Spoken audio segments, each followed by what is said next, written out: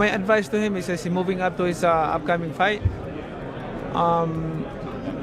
make sure that he focus on speed, he focus on how to improve his strength and while maintaining the speed. Canelo Crawford, good fight. Good fight. No. Canelo has advantage because Crawford moving up, but my advice to Crawford is like maintain the speed, improve the speed, and improve the strength.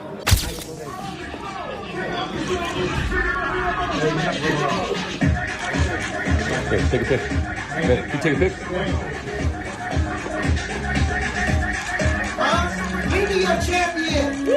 In a recent hard-hitting interview, boxing icon Manny Pacquiao shared his unfiltered thoughts on the much-anticipated clash between Terence "Bud" Crawford and Canelo Alvarez. Drawing on his vast experience across both the welterweight and middleweight divisions, the 8-division world champion broke down the potential dynamics of the fight with sharp strategic insight. As fans and experts remain divided on who holds the upper hand, Pacquiao's breakdown, touching on power, speed, ring intelligence, and the mental chess game unfolding between the two, has quickly stirred debate throughout the boxing community.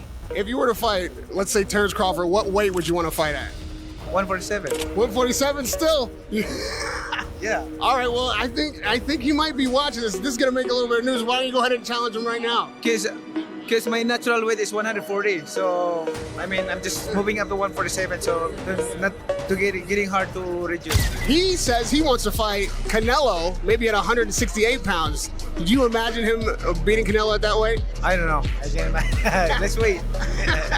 Manny Pacquiao issued a stark warning to Terence "Bud" Crawford about the dangers of leaping 2 weight classes to take on Canelo Alvarez. Speaking from the perspective of a fighter who conquered 8 divisions, Pacquiao didn't mince words, stating bluntly, "It's good for Canelo." He emphasized that the natural size and punching power Alvarez carries at 168 pounds gives him a distinct advantage, regardless of Crawford's speed, slick movement, or added strength. Pacquiao stressed that Crawford will need razor-sharp footwork, a high-level ring IQ, and a grueling training camp just to compete in the super middleweight champions world. Even then, he warned, the weight gap presents a serious threat that can't be ignored. According to Pacquiao, Crawford will have to push beyond his physical and mental limits just to survive in Canelo's territory. At the end of the day, Pacquiao made his position clear. Jumping up this far is no small risk. This is perhaps the toughest challenge of Crawford's career, one that could elevate his legacy or derail it. That's not easy for Crawford. I mean, it's Canelo has the big advantage, but Crawford needs to manage well his body, his speed, and his power, because he's moving up to another level of weight. I asked this because you did it with Margarito. You went to 54, and people were like, "Oh my God, this guy's so big, Margarito."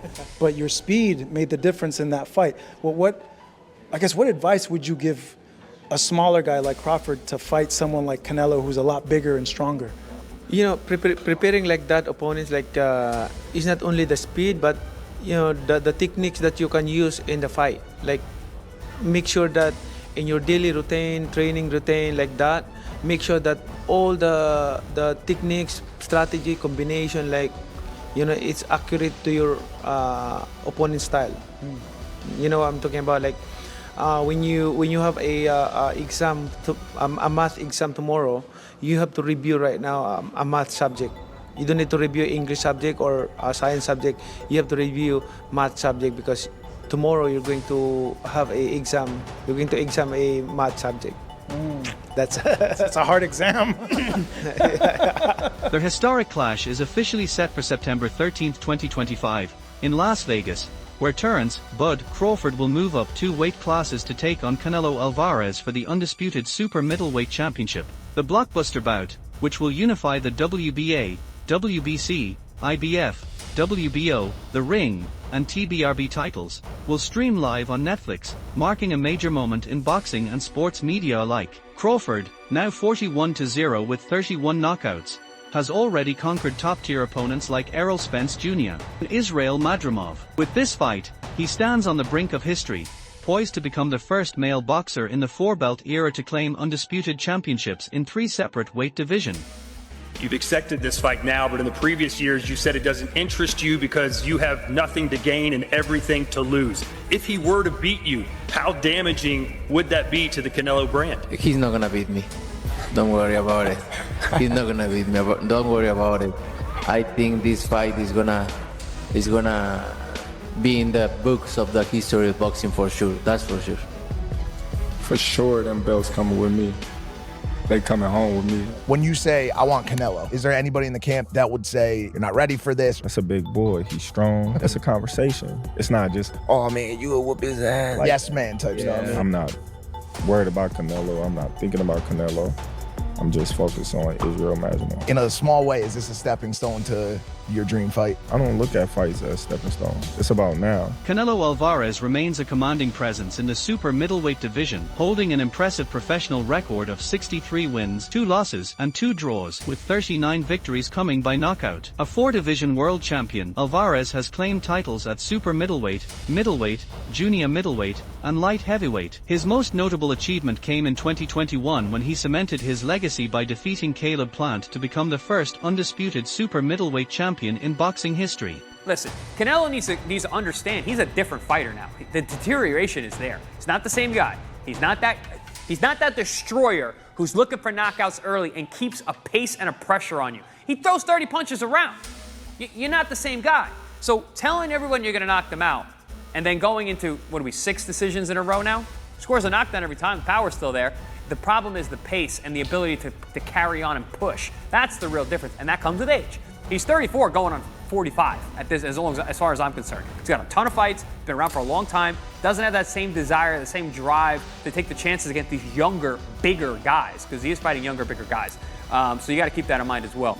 I'll say he is the hardest, for sure. One of the fighters that hit very hard was Angulo. You know, he's a Cuban guy, and he punched very hard too, so I'll say both of them are like the same, but, you know, with Canelo, I was just mentally ready for his shots. You know, I already told myself, I know I'm gonna get hit. I know I'm gonna get hit on my chin, but it's, you know, I gotta bite down on my mouthpiece and push. You know, and look what happened in the 3rd round. I got hit with a left hook. We'd be practicing in camp the whole time, you know, keeping my right hand to my chin, and I wound up just moving, and he connected right on my chin. And you see how I punched my glove, you know, that's like a thing for me when my last time when I got dropped, I was punching my gloves, 'cause I'm like, damn, I got hit with a shot. I'm not supposed to be on the floor. But, you know, it comes to boxing. You know, the greats done got dropped, you know, got hurt. But it's about how you come back and respond. Boxing legend Juan Manuel Marquez has voiced serious concerns about Terence Crawford's bold move to leap 2 weight classes and face Canelo Alvarez at super middleweight. While he acknowledged Crawford's exceptional skill and accomplishments across 4 divisions, Marquez cautioned that the physical jump may be too extreme. He highlighted Crawford's diminished speed and lack of knockout power at 154 pounds, raising doubts about how adding even more weight might affect his trademark agility and rhythm. According to Marquez, unless Crawford experiences a dramatic boost in strength, Alvarez's natural size and power at 168 pounds will be overwhelming. Despite his admiration for Crawford's slick defense and precise combinations, Marquez emphasized that weight classes exist for a reason, and believes this fight veers dangerously far from foundational boxing principles. In his view, the matchup represents a risky and potentially ill-advised leap. I don't like the fight because Terence Crawford is a good fighter, but in the sport of boxing, it has divisions. You know what I mean? You know? Right, weight classes. You know what? Right? Yeah, weight classes for a reason. Weight classes for and Terence Crawford is a good fighter in super lightweight, welterweight, super welterweight, but I think more. I remember when Terence Crawford fought with Madrimov. Yes. He looks slow. He looks with no power, and 3 more divisions. 2 more divisions. I think it's a top fight for Terence Crawford, but Terence Crawford is a great fighter. He has a great defense. He has a good combination of punches, but I think the weight class is no good for him.